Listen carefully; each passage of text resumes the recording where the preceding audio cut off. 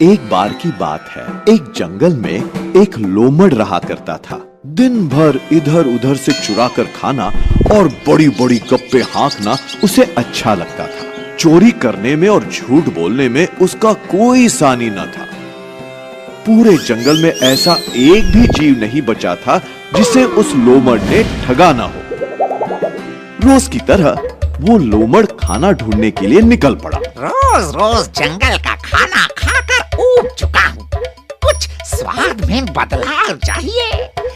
क्यों ना कुछ मीठा हो जाए। आज गन्ना खाने की इच्छा हो रही है। वो लोमड़ गन्ना खाने के लिए जंगल से एक खेत की ओर चल पड़ा। हरे भरे लहराते गन्ने के खेत देखकर वो लोमड़ बहुत खुश हुआ। कितने ताजे और रसीले गन्ने लग रहे हैं। आज तो पेट भर गन्ना खाऊंगा। लगता है आसपास कोई भी नहीं है। चलो इस खेत में घुस जाता हूँ। फिर वो लोमड़ उस गन्ने के खेत में घुसकर मजे से गन्ना खाने लगा। खेत में हलचल देखकर दूर बैठे किसान ने दूसरे किसान को जोर से आवाज देकर कहा, अरे भाई वो देखो, तुम्हारे खेत में लगता है कोई घुस गया है। अरे लगता है वही लोमड़ घुस गया होगा। पिछली बार वो बहुत सारा गन्ना खाकर भाग गया था। आज मेरे हाथों से नहीं बच सकता। उस लोमड़ को ऐसा मजा चखाता हूँ कि फिर किसी के गन्ने के खेत में घुसने की उसकी हिम्मत नहीं होगी। वो किसान एक बड़ी सी लाठी लेकर गुस्से से गन्ने के खेत की ओर भागा। वो किसान उस गन्ने के खेत के अंदर घुस गया। उसने देखा कि एक लोमड़ गन्ना खा रहा था। किसान को ये देखकर बहुत गुस्सा आया। लोमड़ के बच्चे, आज मैं तुझे नहीं छोड़ूंगा। आज तक तू मेरे हाथों से बचता रहा, लेकिन अब नहीं बचेगा तू।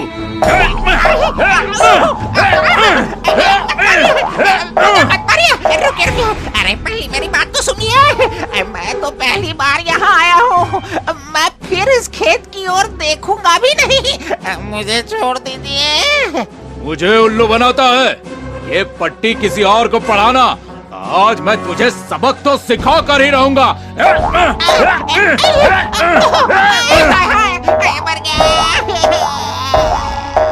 वो लोमड़ जैसे तैसे जान बचाकर उस किसान से दूर भागता है। मर गया। अरे कीड़े पड़े तेरे गन्ने को। क्या कहो? लगता है मार खा कर तेरा पेट नहीं भरा। वही ठहर, तुझे और मार देता हूँ। अरे बाप रे, भागो।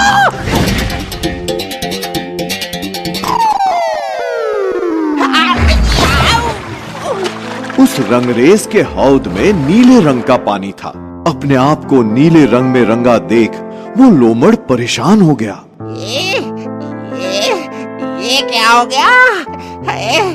एक मुसीबत से पीछा छूटा नहीं और एक नई मुसीबत। मेरा ये नीला रूप देखकर जंगल के सारे जीव मुझे भूत समझकर मार डालेंगे। अब मैं क्या करूं? वो लोमड़ गहन सोच में पड़ गया था।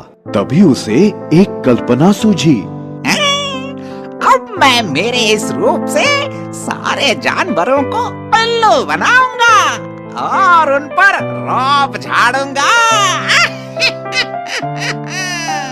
वो लोमड़ उस रंगरेज के हौद से निकलकर जंगल की ओर चल पड़ा। एक नीले रंग का अजीब तरह का प्राणी आते देख जंगल के बाकी सारे प्राणी डर गए। अरे वो देखो, वो क्या?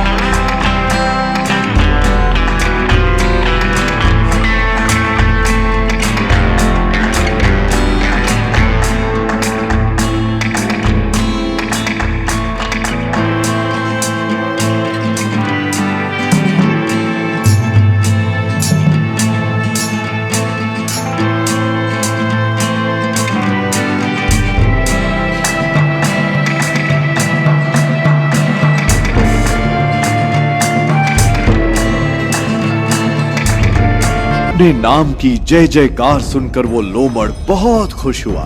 सारे प्राणियों ने उस लोमड़ को राजा के सिंहासन पर बड़े ही सम्मान के साथ बिठाया। जंगल में चारों तरफ खुशी का वातावरण था। अलग अलग तरह के प्राणी ढोल ताशे बजाते हुए नए राजा की प्रशंसा के गीत गा रहे थे। तभी कोयल, महाराज, आपकी अनुमति हो तो मैं आपकी प्रशंसा में मेरी मधुर आवाज में एक गीत सुनाना चाहती हूँ। अवश्य सुनाओ, आज्ञा है।